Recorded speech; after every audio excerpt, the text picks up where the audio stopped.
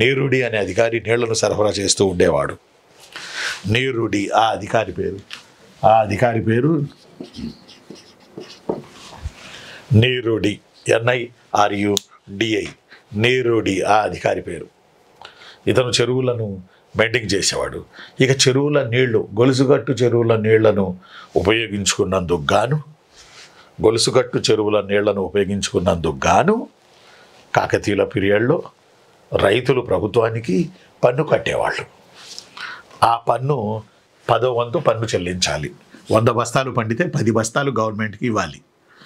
దానిని దశబంధ